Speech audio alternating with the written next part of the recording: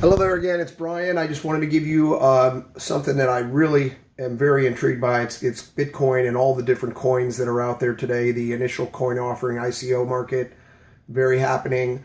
Lots of great things going on. And here is a recommendation on Bitcoin that blew me away when I saw it.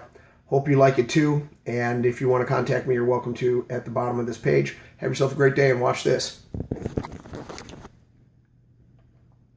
Despite the fact that I agree in the reason for it, and I agree that every major institution, by the way, including JP Morgan, I said this yesterday or 2 days ago, I mean, Quorum is their form of being involved in blockchain. They spent a lot of money on it. Every major bank is going to be in this business. The question is Bitcoin the token you want to follow? And it looks like the Dutch tulip chart.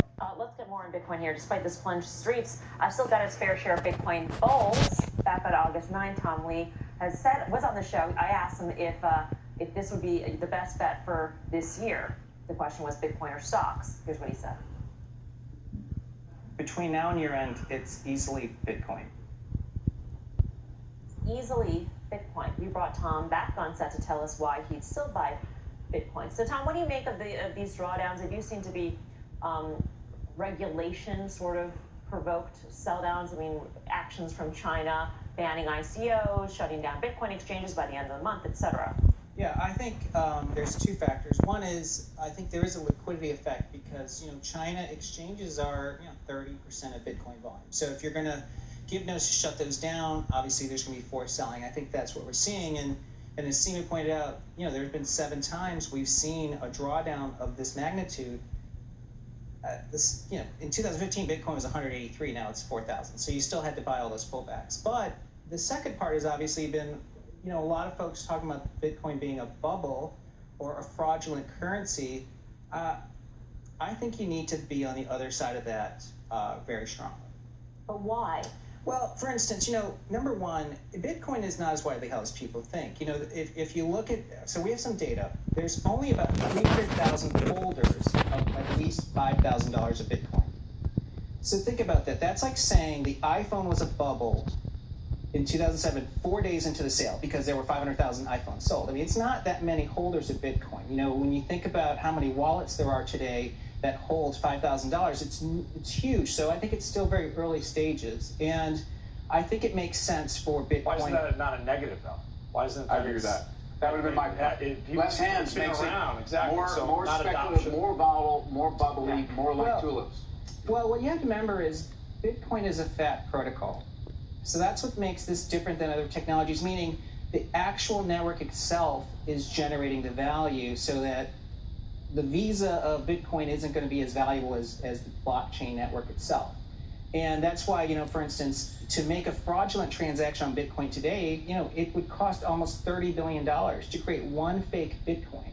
So it's a very secure, trusted network because of the nature of blockchain. So I think it can be very threatening to financial institutions to see that, hey, trust is created within a network and a distributed network.